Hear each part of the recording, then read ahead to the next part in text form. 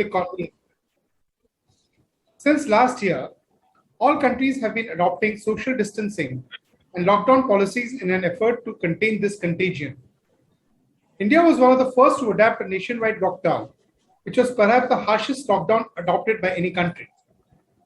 Indian policymakers, however, decided to stick to lives over livelihood policy and went on to only open in a phased manner based on the basis of infection rates. During the first wave of COVID-19, the government of India initiated different schemes to overcome the supply crisis resulting from this lockdown.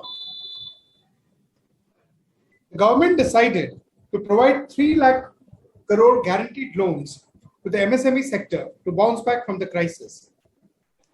The government of India upscaled the government expenditure by spending more on capital expenditure, as it is the fastest way to bolster demand. Post-unlocking, the Indian economy showed signs of a V-shaped recovery as infection rates too decreased, leading to a period of short-lived optimism. India was actually recognized as the second most resilient economy in the world after Germany. This optimism was unfortunately short-lived, as by the end of March of this year, the second wave hit the country. The impact of the second wave in the economy was worse than the first wave. The spread of the second wave in the hinterlands resulted in large-scale human tragedy, and consequently it is feared that the demand-supply dynamics that drives the economy may have been irreversibly damaged. While during the second phase, there has been no centrally imposed lockdown like last year. Different state governments were forced to implement various levels of restrictions to contain the spread, leading to obvious economic repercussions. The unemployment rate in the economy increased to 11.9% in the month of May.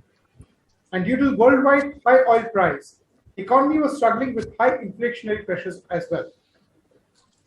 Well, now the second wave seems to have abated. And with it, we hear reports of revival of demand, especially for FMCG goods, or power consumption as a proxy of economic activity. Nonetheless, we are living under the shadow of a possible third wave, while we are still grappling to figure out the exact impact on the damage which has been done by the second wave. Friends, to help us understand these difficult times better, we are extremely grateful today to have with us a very eminent panel of experts who will be addressing us today and decoding this situation and scenario for us. It is my honor to introduce our very honorable guest today for you. We have with us Dr. Shubhada M. Rao, who is the founder of QuantEco, an independent lead research house specializing in delivering business economics and financial markets intelligence to corporates and investors. She held a position of a senior group president and chief economist at Yes Bank. Dr. Rao has worked as chief economist at Kotak Institutional Equities, CRISIL, and Times Bank, and as economist with risk department at the Bank of Baroda. Joining her, we have Professor Pinaki Chakraborty, who is the director of National Institute of Public Finance and Policy, New Delhi. Before joining the National Institute of Public Finance and Policy, Professor Chakraborty was the chief social policy of UNICEF, Kerala, and Tamil Nadu. He was also a member advisory committee to the 15th Finance Commission of India. Professor Chakraborty holds an MPhil in Applied Economics and PhD in Economics from the Center for Development Studies. We also have with us Shri Saugata Bhattacharya, who is the Executive Vice President and Chief Economist of Axis Bank. Shri Bhattacharya is a member of the PGDM Executive Council of the National Institute of Bank Management, NIBM Pune, and the CI National Exim Committee. He was part of the RBI's Working Group on Monetary Policy and the Finance Ministry Group on Estimating Foreign Savings. Mr. Bhattacharya is an alumni of King's College London and was an Inlac Scholar of Oxford University in the years 1985 and 1987. We also have with us Dr. Partha Pratim Pal, who is a professor at the Indian Institute of Management, Calcutta. Prior to joining IIM-Calcutta, Dr. Pal was associated with the Indian Institute of Foreign Trade, Economic Research Foundation, and the Indian Council for Research on International Economic Relations, ICRIER. Dr. Pal received his PhD in economics from the JNU and has also received education from Cambridge University, UK, and Harvard Business School, United States. We have also with us Shri Siddhartha Sanyal, who is the Chief Economist and Head Research at Bandhan Bank. Shri Sanyal served as the senior-most economist in Edelweiss Capital, and he has worked as director in Barclays Bank. Shri Sanyal has also been appointed as economist at RBI. And finally, we have with us Shri Dhruv Bhalla, who is currently Senior Vice President and Group Head overseeing brand, corporate communications, and international corporate affairs, Srei Infrastructure Finance Limited. Shri Bhalla has been with the Department of Foreign Affairs as State Commissioner of India Eastern Region prior to joining Srei. Shri Bhalla holds a BA in Business Economics from the College of Worcester, USA, and MSc in Finance and Investment from the University of London. So friends, as you can see, we have an extremely knowledgeable and eminent panel. And now I would request Dr. Shubhada Rao, who is going to be our moderator for the evening, to kindly initiate the proceedings. I thank you all for being here and looking forward to an extremely enlightening and illuminating session on the Indian economy. Over to you, ma'am. Thank you, Rishabh, and a very good evening. I think we have an impressive lineup of my friends, my fellow economists, and there's a lot of ground to cover. We are at a very interesting point of inflection, if I may add. So we've already seen the second COVID wave in its fiercest form. And soon after, now we are seeing a sharper receding of that wave. But the risks remain very alive for a likely third wave to hit us sometime, by the experts calling it somewhere between September to October timeframe. But we are not here to discuss the real health issues at this point in time. We are here more to discuss the economic impact of these multi-COVID waves that have hit not just the global economy, but in much more stronger form, the Indian economy. And now we're actually going to kickstart the whole lot of discussion. At QuantEco, we believe that, the best case scenario, we still believe that a 10% growth is feasible, but risks remain. If we see another severe COVID wave and we do not see active response from vaccination or policy, we will see some cutback in growth from there on as well. But more importantly, I think policy responses will be also very critical on how we deal with both in terms of vaccinations and in terms of growth support to the economy from the government and the central bank of the country, that is Reserve Bank. Without much ado, I would just like to kickstart the whole proceeding by asking a question to the person who has actually on the ground seen the action, or if I may add, inaction on account of the COVID wave, Mr. Dhruv Bhalla, who is, the Group Head, Brand and Corporate Affairs at Srei Infrastructure Finance. Mr. Bhalla, if I may start with you, we have seen the COVID waves actually, in a way, resetting the whole business environment. Given the kind of new impulses, how does one look at, from your perspective, what has prompted a recalibration of business strategy? Because there's so many uncertainties, there's a huge amount of volatility. So sitting from your vantage point, how do you see a recalibration getting, set in, given the kind of new environment? You're on mute, Mr. Bhalla. Technology is still, even though it's an essential part of business, I think everyone's still getting used to all these Zoom calls. And, first and foremost, I wanted to thank MCCI for inviting me for this wonderful session. And of course, Dr. Rao, I think everyone knows who you are. So, thank you again for moderating the session. And of course, I'm amongst a very illustrious list of economists.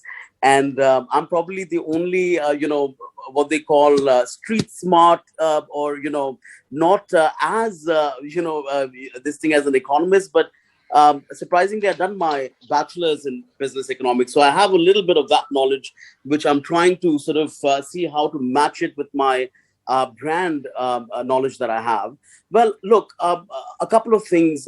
On the outset, I think it's very important to understand that whoever claims to be a sort of brand and marketing guru in this post-pandemic recovery, as they call it, and whoever sort of really sorts out those claims, you can be rest assured that there's no correct answer to any sort of question.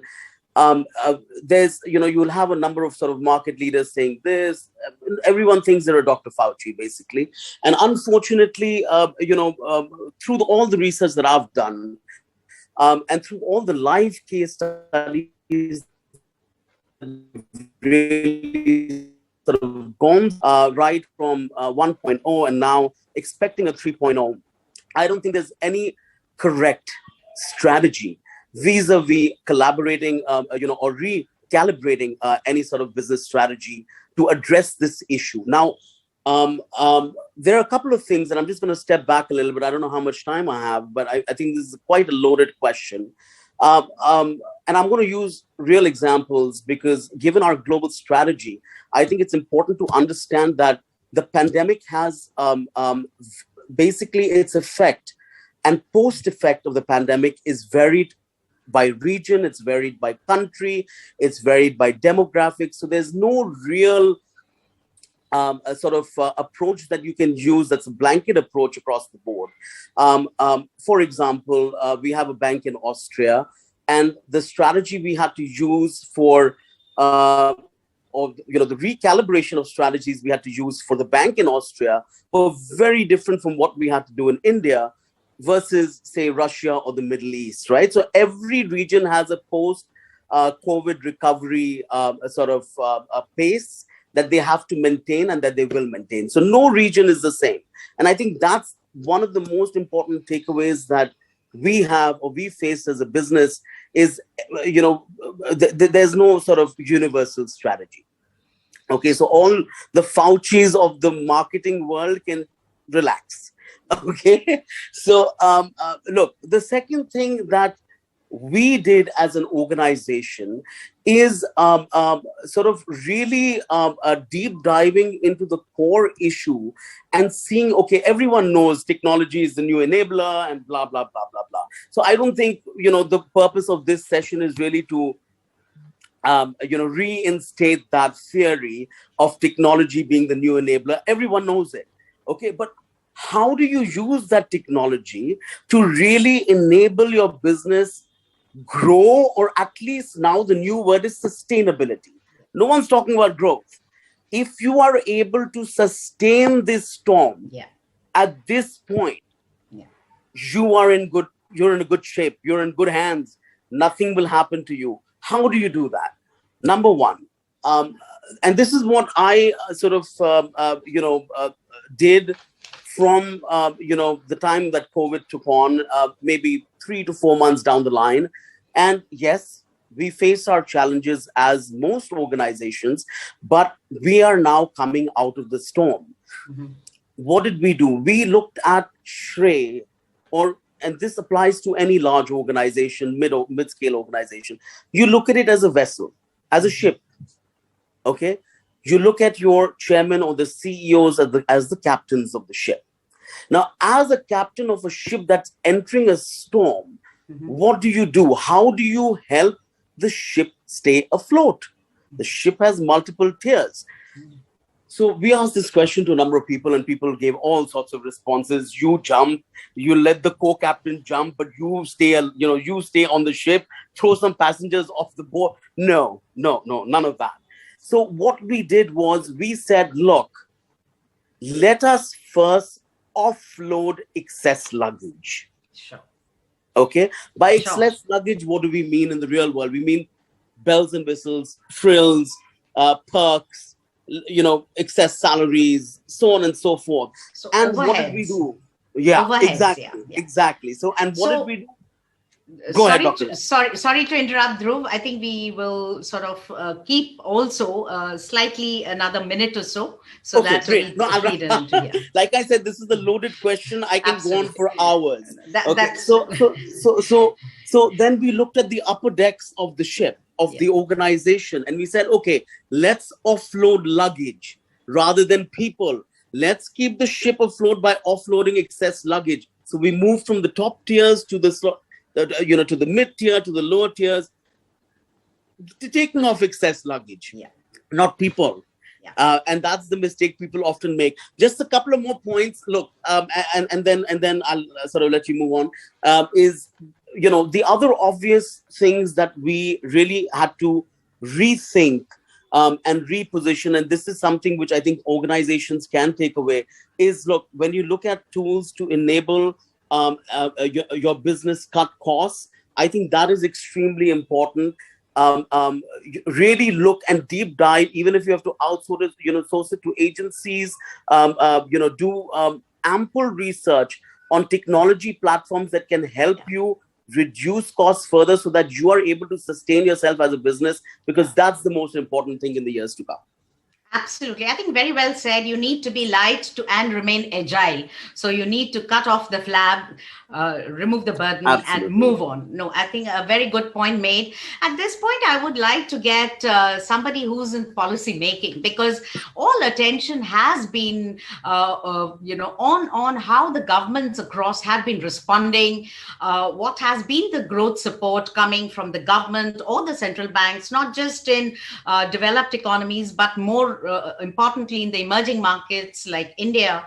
I would like to ask Professor Chakraborty that, given the kind of growth outlook and the need to have growth preceding, other objectives, how important do you think is the role of the government finances in pump priming, in a way to speak, or fuel that growth? Or are we in India in a position of a state where we do not have unlimited room for expanding the fiscal budgets, reviving demand, etc.? How do you think is the interplay between the fisc and the monetary to help India economy revive? Over to you, Professor. You are on mute, sorry.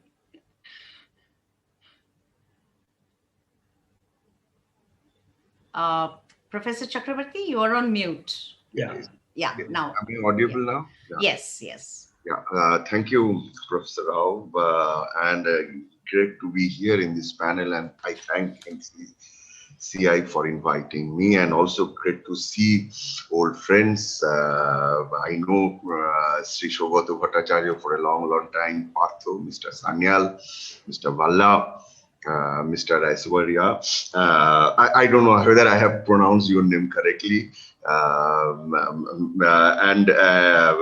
And thank you for this opportunity to speak about the impact of second wave on the recovery of Indian economy. And thank you, Dr. Rao, for asking this question about fisc and the fiscal monetary linkages. It is not an easy subject if we are talking about recovery and second wave.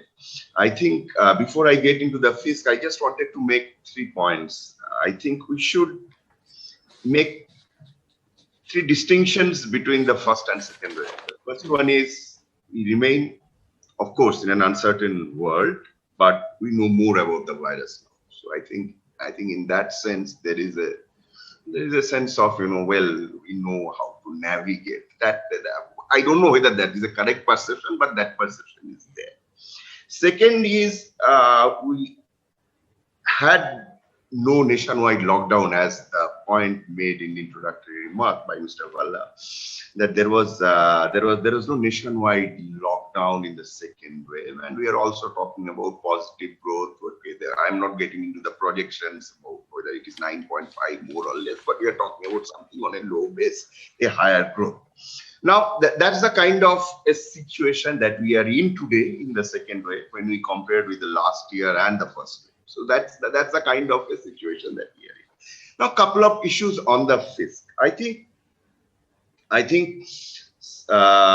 second wave, though it was in terms of its health impact was much higher, but there are risks that we need to factor in when we are talking about unlimited fiscal expansion for revival of growth. I think that's very important, because if we talk about the growth of Indian economy in 2019, we are talking about bringing our debt to GDP ratio to 60% by 2022-23. That was the FRBM review committee's recommendation and accepted by the government. Now, one crisis, which is of course, it's a pandemic, its magnitude we still do not know, but we are talking about bring a debt to GDP ratio, which is now at 90%, and we are saying that in the next 5 years, it should be brought down to 85%. Now, this is only the debt of the government. We are not talking about public sector debt. So if we take public sector debt, contingent liabilities, everything, I think we will be well above 90%. So there are risks associated with such large debt.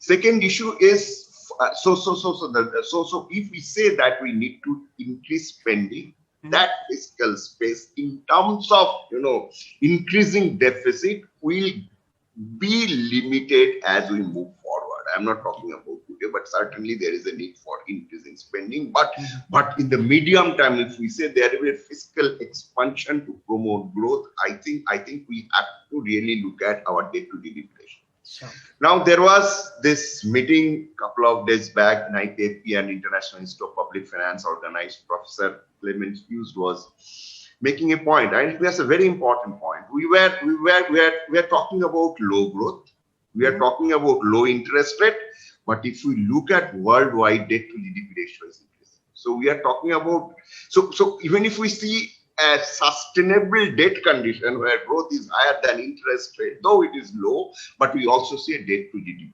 ratio increasing over time in the last couple of years. So it's not only the pandemic, there are fiscal risks that was there, which has accentuated now. That is the other thing. So that needs to be taken into consideration. Now let me come to India's deficit and debts. Now, if we talk about centre's deficit, it is 9.5% of GDP as per the budget. Now, if we take state's debt, I had looked at the data of state budgets for 21-22, and it is around 4. So if we say around 4, budget estimates numbers sometimes. So budget estimates numbers are also it gets revised. Revised estimates numbers are very different than budget estimates numbers. So even if we take it is at 4% of GDP, then we are talking about 13 to 13.5% as the deficit. And 90% debt to GDP ratio. Now, if we say that we are going to have fiscal expansion going forward, maybe 15-20, I think that's not possible. That's not possible. Now, what are the downside fiscal risks which we need to take into consideration? One is capital expenditure. I think capital expenditure is a major driver of growth, is the major driver of public investment at the state and central level. And 2/3 of the capital expenditure is at the state level. And for the last 20 years data, if you look at, not 20, from say 15 years, if you look at, states consistently generated revenue surplus, except few states. Yeah. So overall, there was a revenue surplus in most years. Sure. Now, that is not possible. Given the pandemic, you need to give livelihood support. Revenue expenditure is going up. Sure. GST revenue had fallen. Of course, it started picking up in the last few months, but we certainly do not know what will be the overall story for the entire year, because oil prices are hardening. So you really do not know whether you can get more and more revenue from the petroleum products. Inflation is high. So these are some of the downside fiscal and macro risks that I see going forward. So we have to navigate very carefully. Yeah. And see how we can promote growth and fiscal unlimited fiscal expansion. I don't think there is any space. Sure. Thank you, Professor. I think taking from there the cue of what you said, I'm going to address the next question to Saugata. Professor Chakraborty did say that he's indicated that quality of expenditure is going to be extremely pertinent, how we expand fiscally responsibly, but more importantly on what we spend. So given these kind of limitations, at least in the near term, to maybe you can extend it to medium term, Saugata, where do you see India's economy growing? What kind of shapes? I mean, all shapes are being talked of. We have the Nike whoosh, we have double dip W, we have have K and whatever alphabet you may wish to add here. But there are challenges. There are uncertainties involved here. So what kind of, growth outlook, and just not growth around, what are the other macro challenges that you see both in this fiscal year as well as coming 2 to 3 years? Saugata. Thank you, Shubhada. Thank you, Shubhada, and thank you, MCCI, for the opportunity of interacting with this distinguished panel and your audience. Thank you very much. So,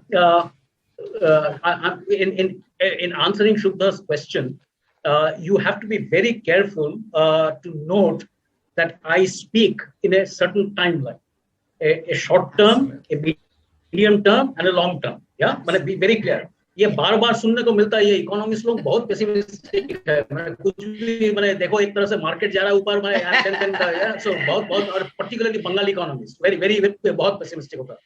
So and the economists need to give forecasts and time together, right? Yes, absolutely. So that is absolutely given.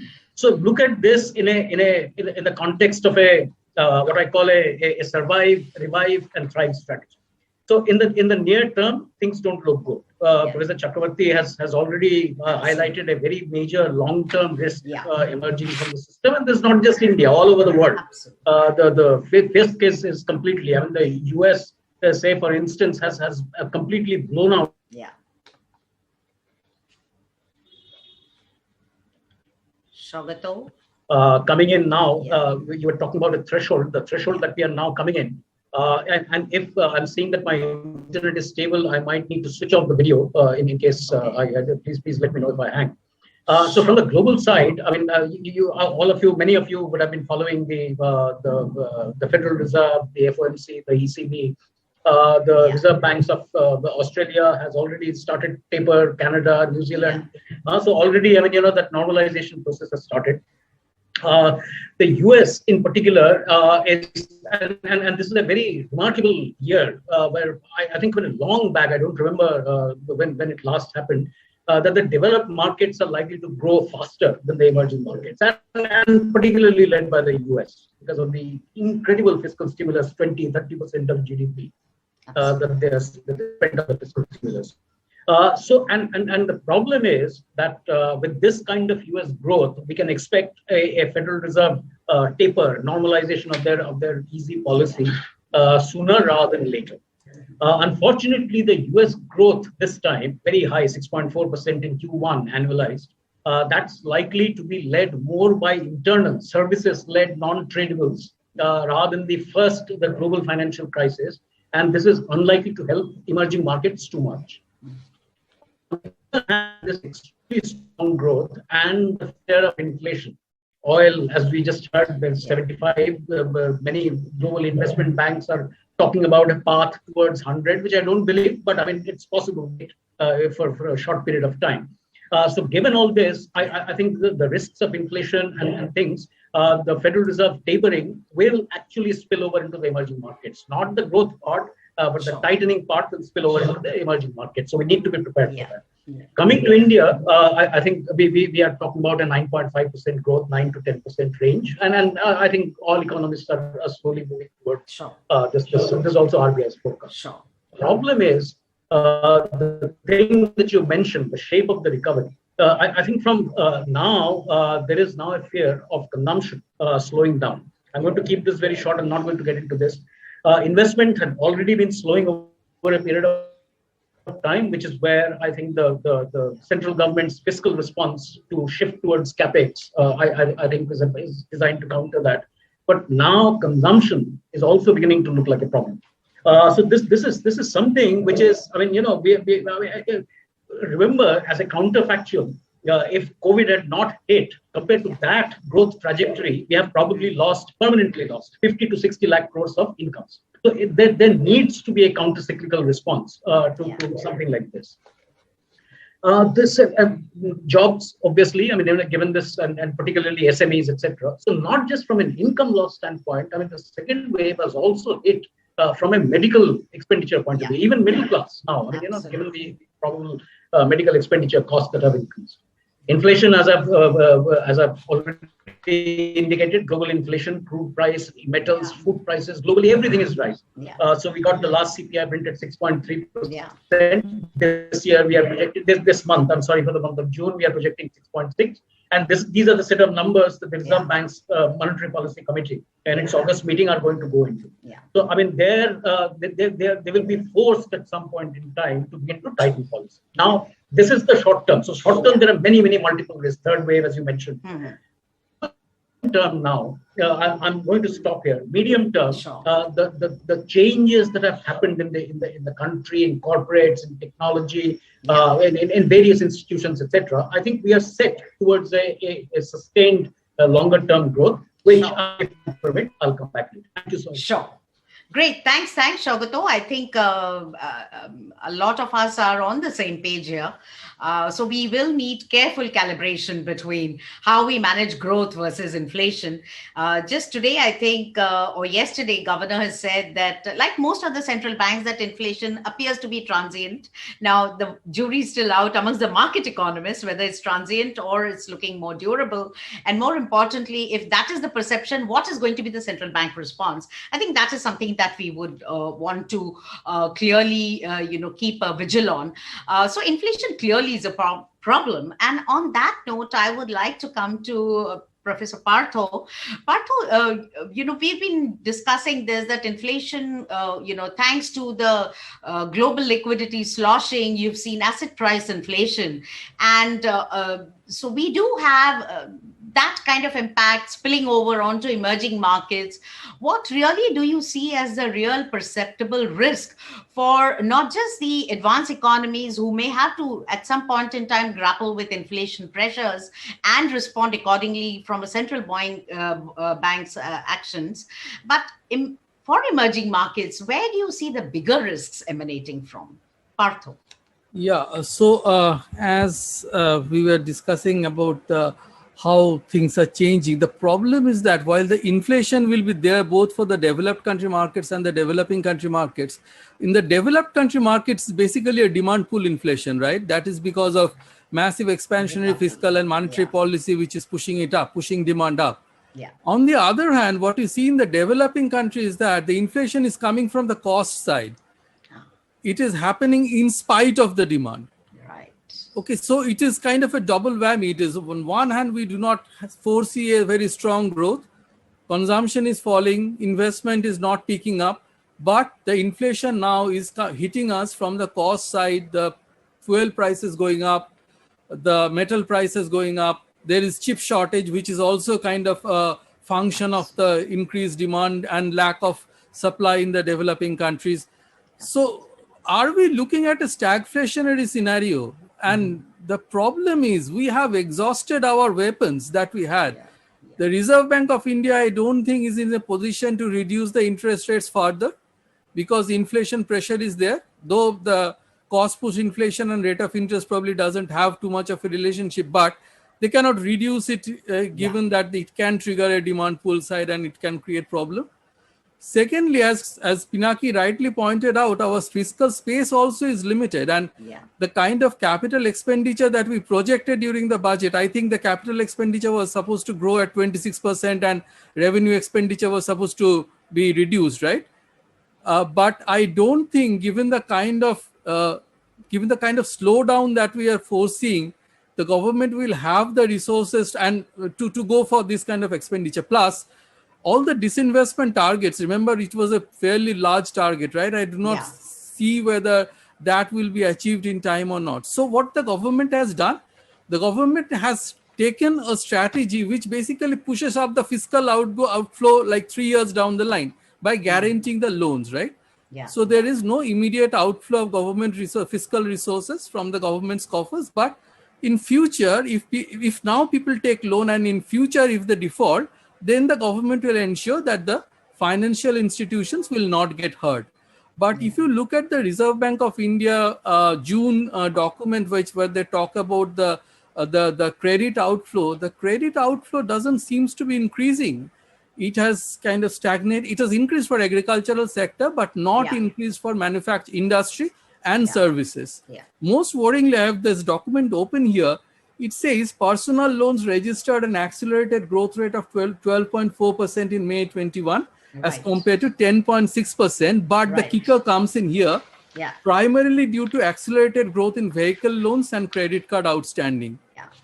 So is there another tsunami coming from that side? And also, I was listening to an interview by a very senior government official about this loan guarantee. That person was kind of suggesting that if somebody takes a loan and doesn't pay it back in time, it's kind of a cash transfer for that group of people. But obviously, there is a cost of defaulting, right? Your credit score goes down. It becomes difficult for you to borrow from the banks in future. Also, what are you doing to the moral hazard problem? What are you doing to the credit culture of the country? So these are problems. I understand the government is working under severe constraints and there is need. This is war. Like Raghav said that I forgot all those debt sustainability issues. This is war. Do whatever you can want to do to overcome this. But even then, in spite of, if we keep our ideology aside and just focus on helping the country which needs help, there is limit, as Pinaki rightly pointed out, how much we can do given our resources. So I think there are problems. I think the way that we are going, because our compulsions, I do not see a rebound of growth rate in near term. I think we are going to be in this kind of a sluggish growth rate for some more time. Point taken. I think we have limited headroom on both policies. So I think recovery, while it looks good against the immediate backdrop that we have, but overall, I think recovery is still going to be a strong, sustainable recovery is still some time away. But I think at this point, I would like to get Siddhartha here. Hi, Siddhartha, long time. Critical point that I wanted to make was, while most of the economists are looking at a 9%, 10% growth, including ourselves, but the devil lies in the reading of this kind of a growth.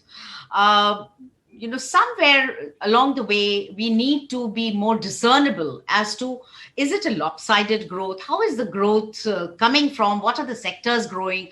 Or overall in the socioeconomic setup, where is the growth, which is getting kind of compromised? So, coming from your vantage point, Siddhartha, it would be an extremely interesting, reading from your side that we would like to, take the benefit of as to what is the quality of growth, even if we are looking at a 9% or 10% growth. Siddhartha. Absolutely. I mean, that's a very, very relevant point. First of all, as you rightly said, there is a high statistical component of a high growth print at this moment. So you have to really adjust for that, first of all.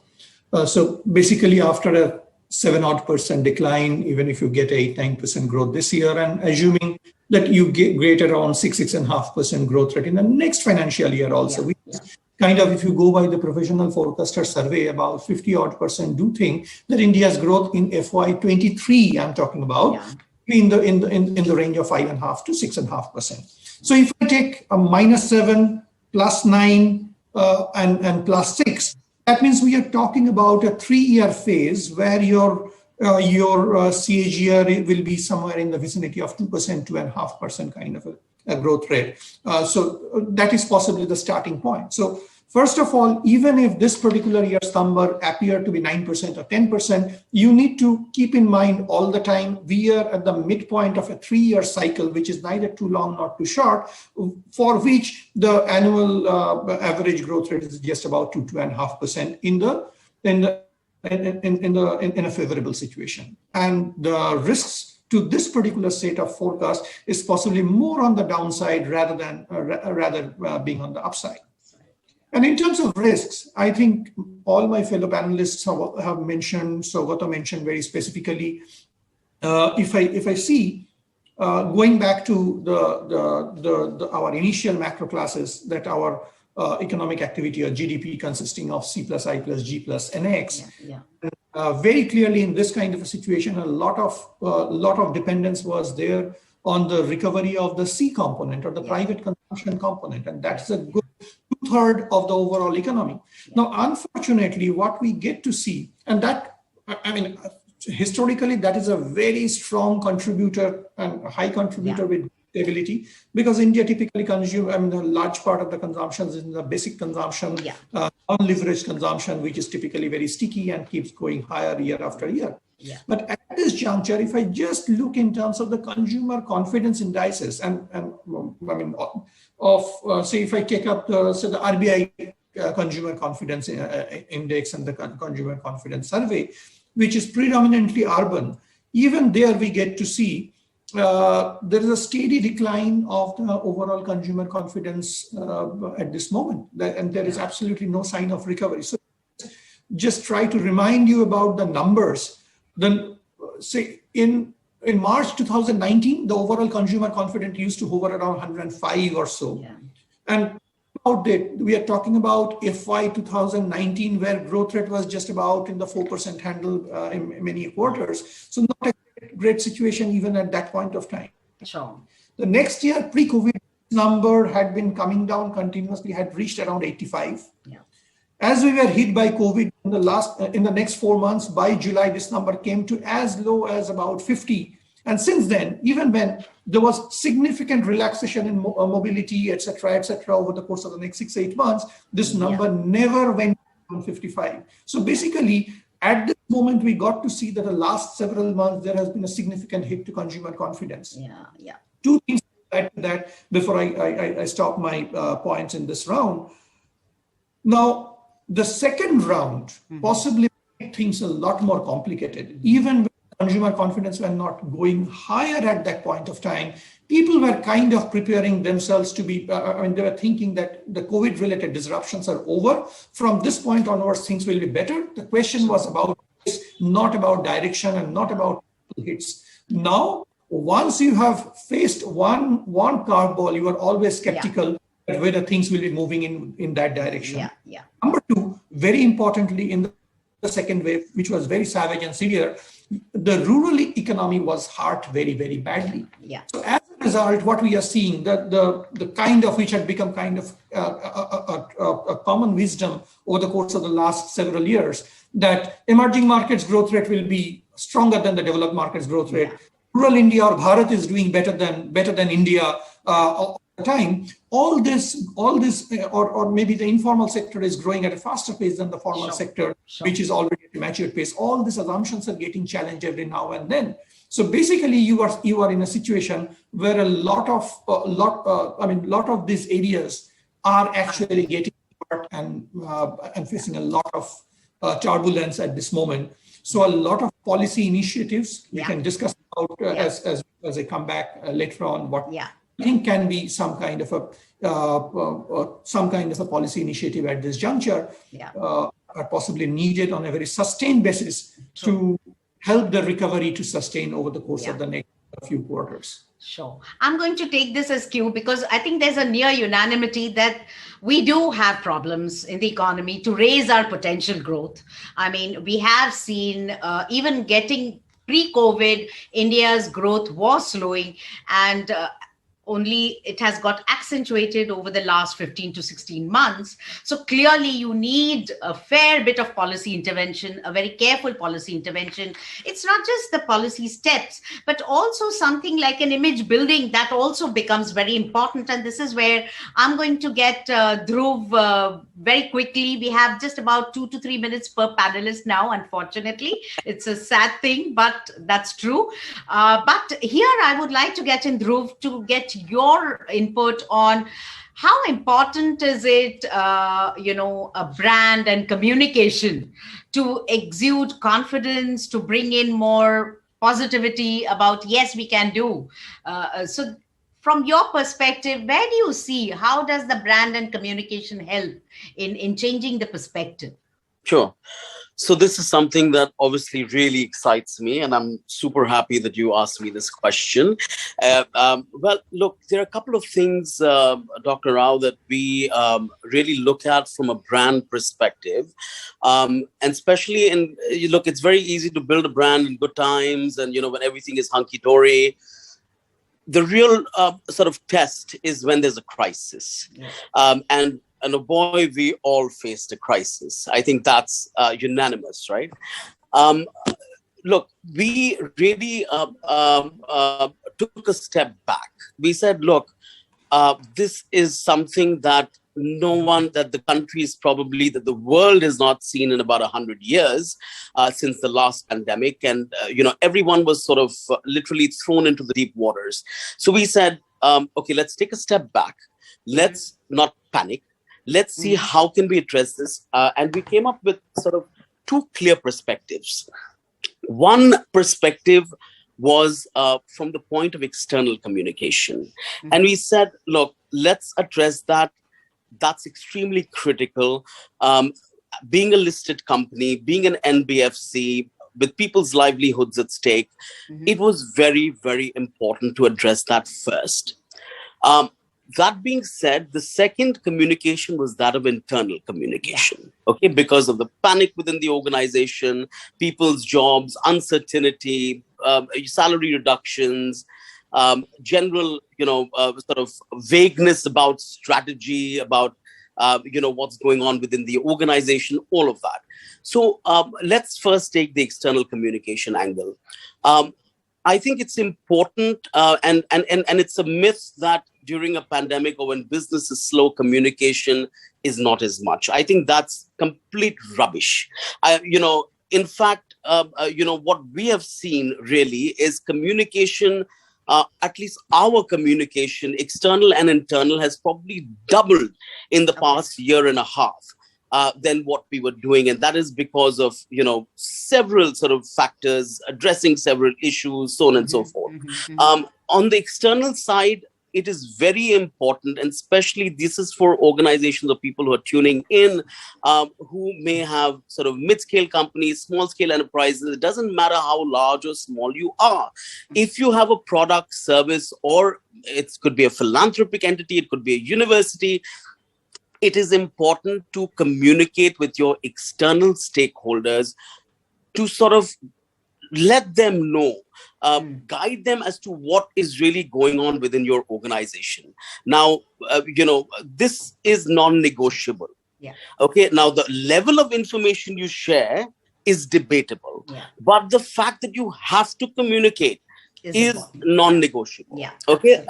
And that is what we really sort of said, that, look, let's make the communication clear. Let's not be vague. Yes, CSR posts and all that is all fine. Yeah. But when it comes to business strategy, it's important. And I'll give you an example. We as an organization saw infrastructure crashing. It came to a full stop in the economy. So what happens when infrastructure comes to a full stop? Our 1 lakh borrowers essentially have no ways of repaying their loans. Our disbursements of loans came to a stop.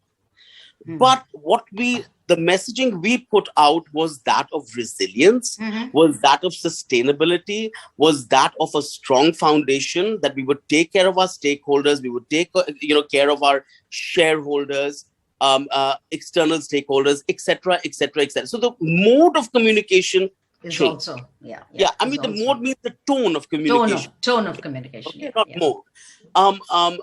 So it became less about, we are the number one NBFC in the equipment financing space, and we are the number one. So less Tom-Tomish, but more about sustainability. So we calibrated our strategy. So communicating to exude confidence that we are here and we are going to be steady to play. Exactly. Point taken, Dhruv. And on that note, I'm going to take back the conversation on to the mainstream economic policy making also.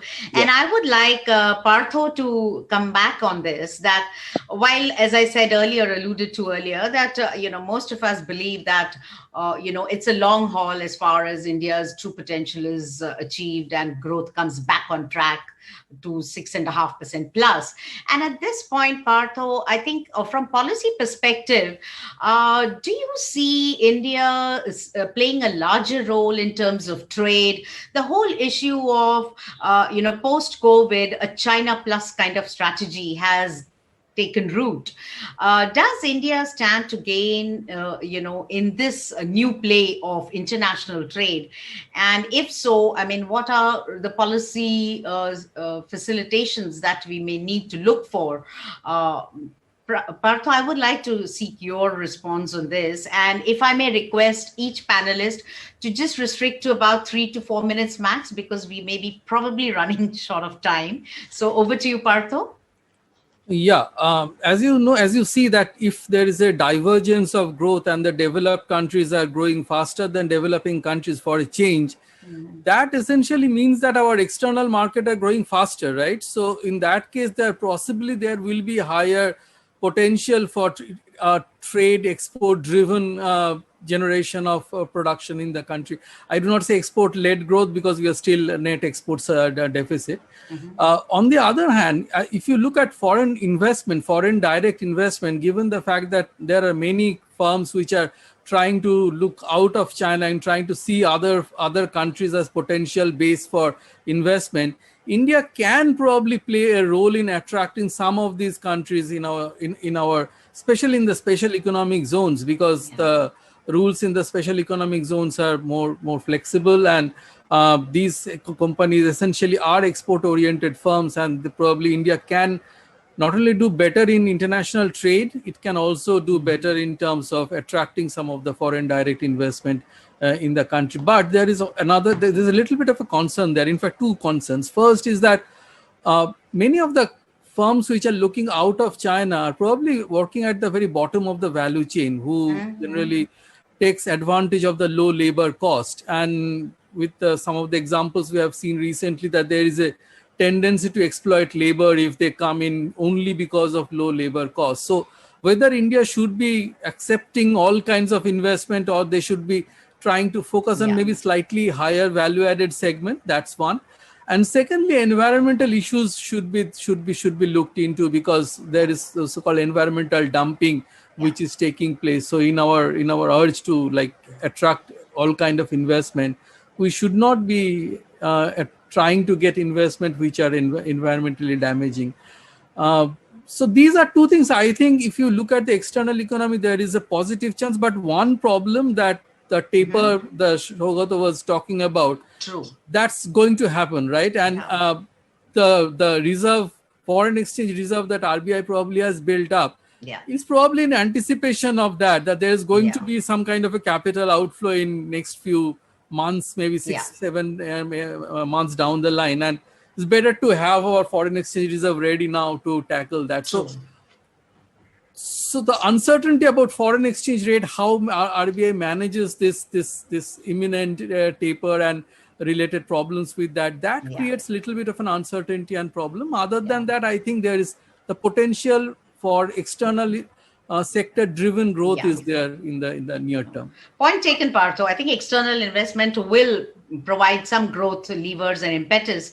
But taking that as a cue, I would like to ask Professor Chakraborty, while external investment is important, no doubt about it, and we can gain from the opportunities arising there, but equally important and job-creating opportunities probably should come through CAPEX spending, and which you did briefly allude to earlier on, that states do the heavy lifting as far as the capital expenditure is concerned. How do you see the path going forward, given to what the limitations that you did talk of in terms of the fiscal policy headroom or the fiscal headroom? Do you see a PPP, or you think the recent announcements made in the budget would pave way for a greater domestic capex-led, growth to bring in some kind of a sustainability in the recovery? Thank you.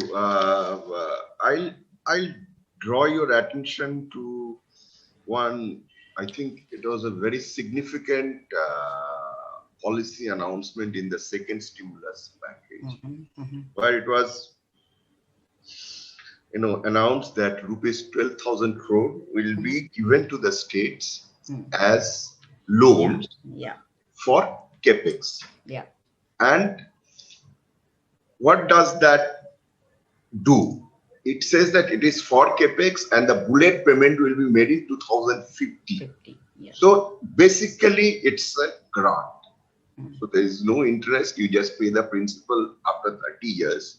In nominal term, actually, it is completely has no value in terms of debt. And at the same time, the asset liability position of the center does not get affected, because when you are giving loans to the state, appears on the asset side of the budget. So so your fiscal deficit really does not go up; it goes as loans and advances to the center. Yeah.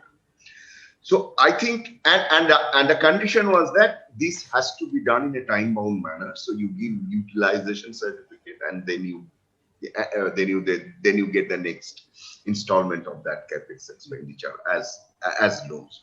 So I think that was also directed towards northeast. A part of it was directed towards northeast and the eastern India. So the idea was where the capex is low can actually push up. Yeah. I think there is a scope for doing such innovations which can actually push up capital spending. Yeah. Second is, as I said, the downside fiscal risk, which we haven't talked about earlier, is the issue also of power sector. So the point is that if the state governments will have to support, you really, given the pandemic, really cannot increase tariffs, etc. And in that context, that will also have an impact on it's both infrastructure as well as the downside fiscal risk as far as the revenue account is concerned. So I think that is where we have to look at the 15th Finance Commission's recommendation. Commission said that if there are tangible reforms in the power sector undertaken by the states, they are given conditions, they can borrow more. I think that is one possibility. Some states at least can do, can take this, forward and avail this additional fiscal space. And if we look at the path that states are given, so it is not 3, it is 4 this year. Next year also I think it is 4. So in that case, there is some headroom provided for increasing capex, but that would only happen if we are not spending more on revenue expenditure. So that is where it also means that we need to actually see how do you reprioritize your revenue expenditure. Certain expenditures will have to be made, and these are the things that we need to focus on. I think reprioritization is a major issue, and we need to focus on that, rather than, because the scope for increasing all the expenditure at a high rate is just not. It's not feasible. It's not possible. Point taken. Absolutely. I mean, we're trying to run with both hands tied behind our back, and I think that's going to be a challenge to gain speed. On that cue, I would like to come to Siddhartha here. Siddhartha, while Professor Chakraborty spoke of that capex is going to be important, state role is going to be also critical in this process of reviving India's growth impulses. What are the policy dispensation do you think is going to help break this negative feedback loop? Because clearly we need some kind of an intervention which will break this negative feedback loop. So in your assessment, like Saugata earlier spoke of the near term and the medium term and long term, I think we will need to also address the policy making basis these kind of horizons. So in your view, where do you see the policy intervention getting prioritized in the stacking order?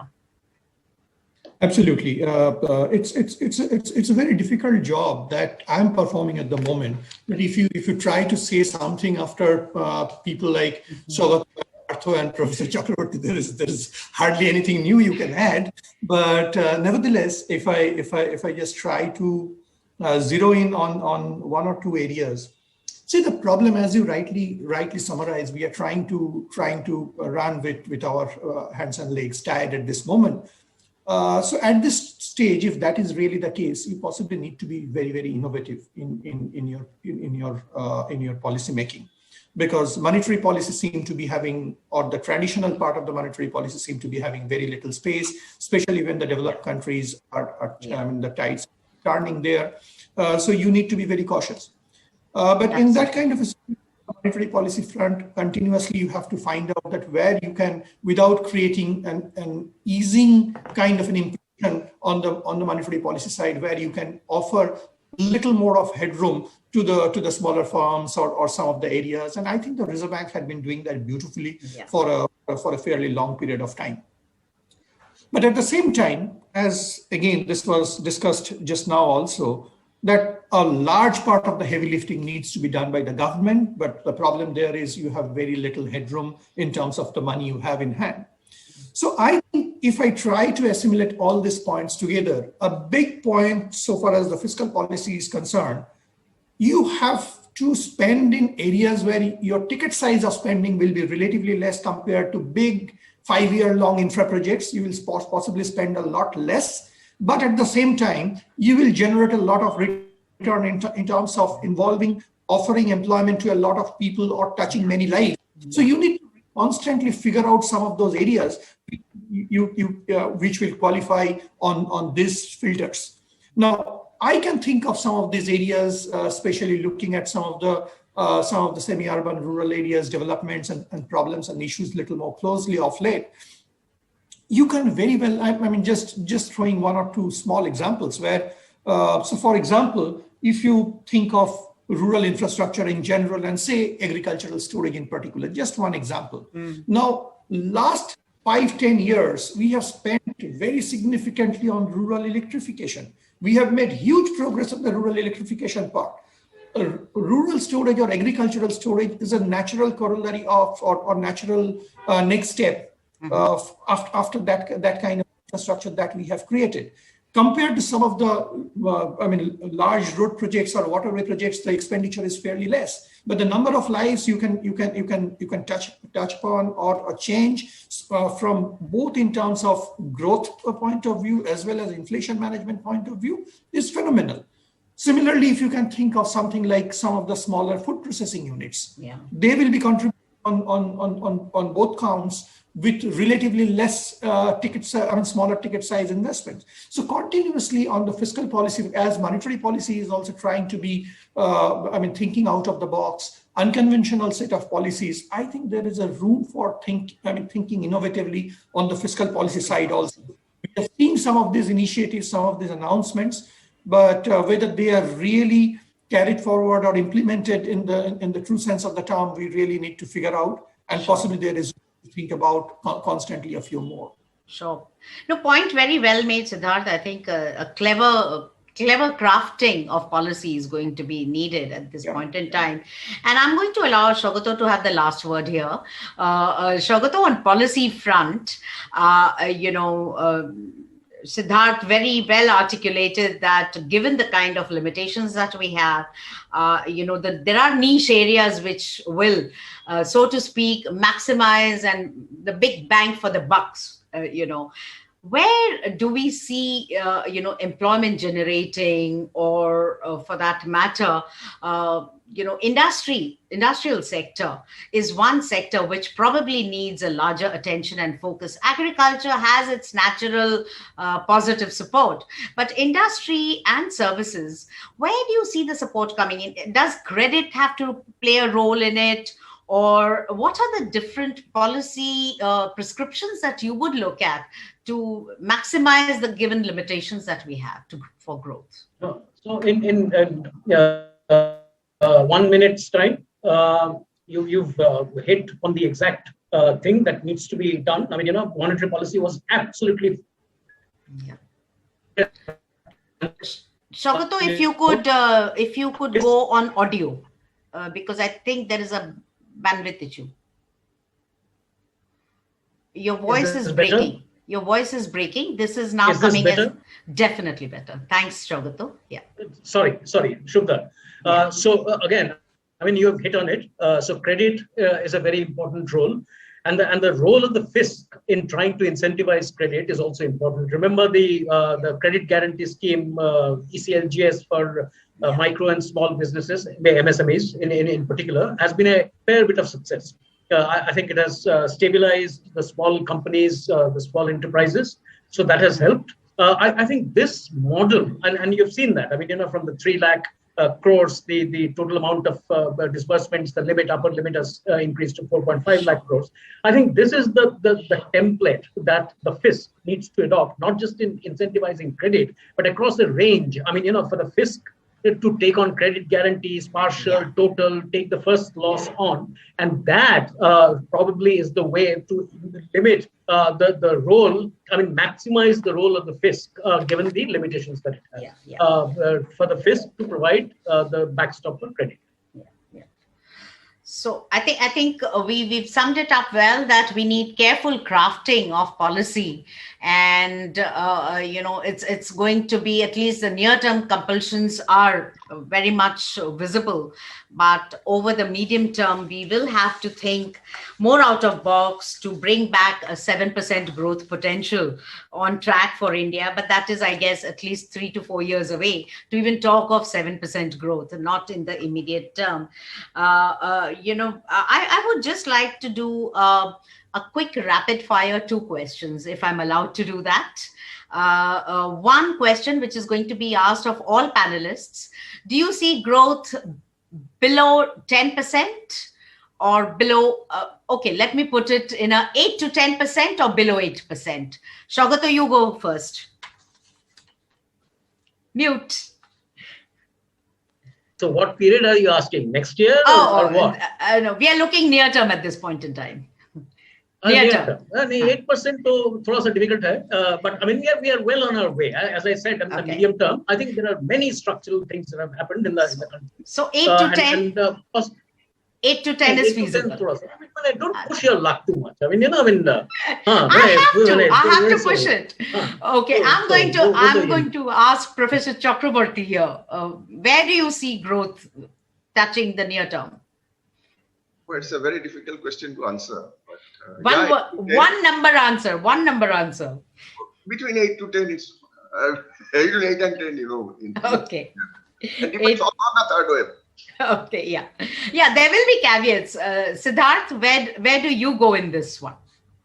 Our number is in the 7.5 to 8% range. So if I sound inflator and I am not allowed to say that, it's clearly one, I'll take sub 8. Sub 8, interesting. Partho, where is your call coming?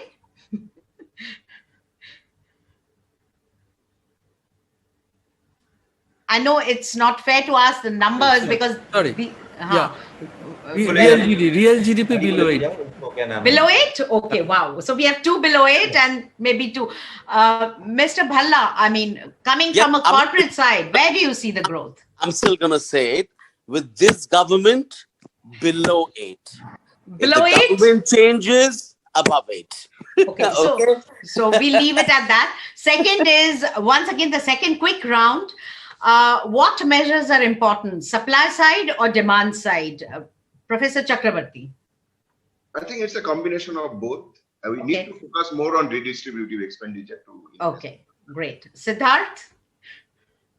I think in case of India, over a longer period of time, supply side is very, very important. And infrastructural bottlenecks and human infrastructure bottlenecks removal is also very important to take care of a lot. In the very near term, demand side needs to be taken care of also, but slightly longer term, I can take care of the demand Covering side. all propositions. That's our true economist. Saugata. Supply side, boss. I mean, supply side will automatically unlock demand side. Yes. Because supply side means, I mean, activity comes in, activity means more money in pockets. But in the near term, because we've said that we have very limited fiscal room, headroom. So supply side through credit dispensation and so on and so forth.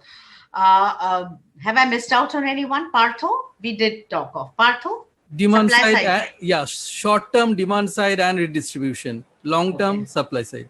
Perfect. So I think we all believe that government has to play a much more constructive role in creating job enhancing growth. Supply side has to get addressed over the near to medium term, but very near term, perhaps demand needs to get addressed.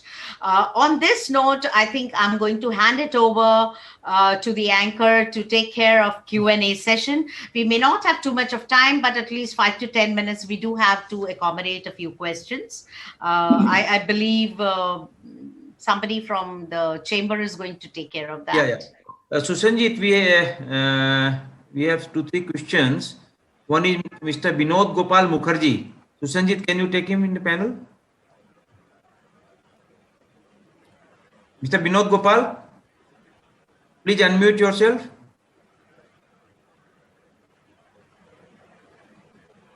Yeah, please ask. Please unmute yourself, Mr. Binod Gopal. Yeah, I have already given the questions on the... You can ask directly. One question, please. I have erased it already.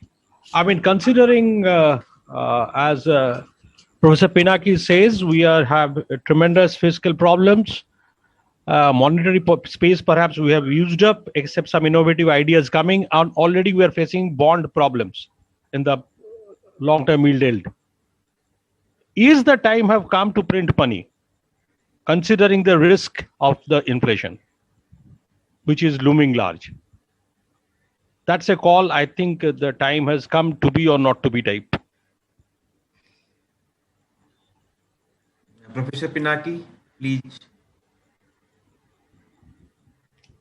Please unmute. Yeah.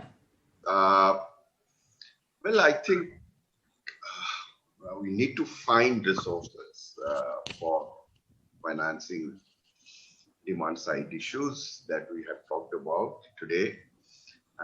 But I generally don't favor this idea of going back to monetization again, because in 1996 we stopped it through a memorandum of understanding. And if we look at the level of monetization prior to 96, I think that gives us that gives us sufficient evidence to say that it is better not to depend on monetization as a mode of financing government deficit. I think that's a very important step RBI had taken in the past, government had taken in the past, and I think we should not go back to it.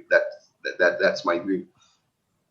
Okay, I will take it to further. I mean, see, government doesn't have money.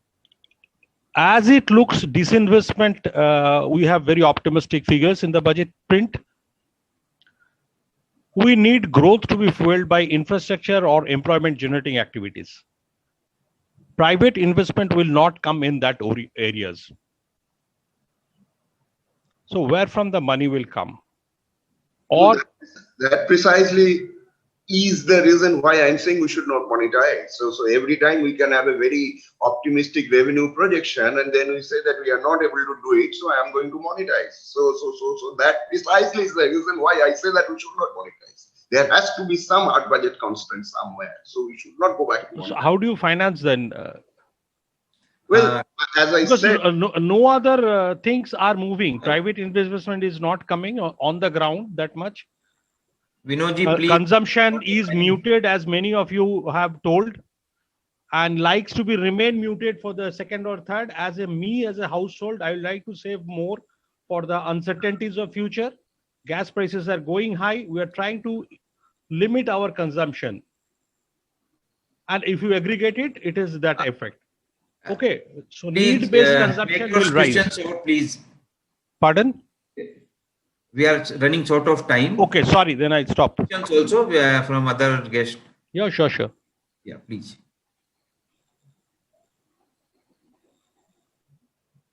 One is Mr. Srimanta Das.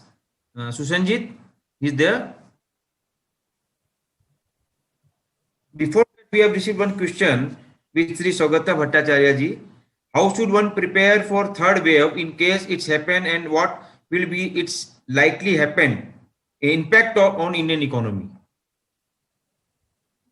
So, as Shubhada mentioned, a third wave is completely possibility. We are already seeing pictures of irresponsible behavior, people flocking without COVID protocols, without face masks, no social distancing. So it's this time, hopefully, the effects will be relatively more moderate. This is what medical experts are saying. One, because of the vaccination. Vaccination pace needs to go up. Vaccinate. Iske siwai, there is nothing else that can be done. That's only a stimulus. Over the long term. Yeah. Very true. Mr. Das, Mr. Srimad Das. I think he's not there. Not there, yeah. Yeah. And one more question we received with Dr. Partha. Which are the three key areas on focus that will rehab and support stronger economy recovery post second wave? Come again, didn't get. Which are the three key areas on focus that will reshape and support stronger economy recovery post second wave? Okay, capital expenditure and creating supply side incentives definitely are one, but I think we should be able to tide over the waves now. For the time being, that should be the priority. Let us go through this, then we'll think forward. I think, as Saugata says, vaccinate. That's the top priority now. Vaccinate everybody. At least get the nation in as far normal as possible. Then probably the next steps we can think about. I think vaccination is going to be the biggest natural stimulus. Srimad Daji, are you there? I think no. So it's 5:16 now. So can I present vote of thanks? Sure. No more there. Okay.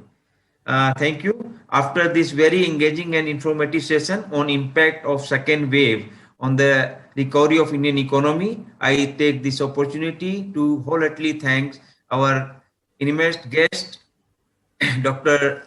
Shubhada Rao, founder, QuantEco Research and former senior group president and chief economist, Yes Bank Limited, Professor Pinaki Chakraborty, Director, National Institute of Public Finance and Policy, Sri Saugata Bhattacharya ji, Chief Economist and Executive Vice President, Axis Bank, Dr. Partha Pratim Pal, Professor of Economics, IIM-Calcutta, Sri Siddhartha Sanyal, Chief Economist and Head Research, Bandhan Bank, and Sri Dhruv, Bhalla, Group Head, Brand and Corporate Affairs, Srei Infrastructure Finance Limited, for their gracious presence and insights.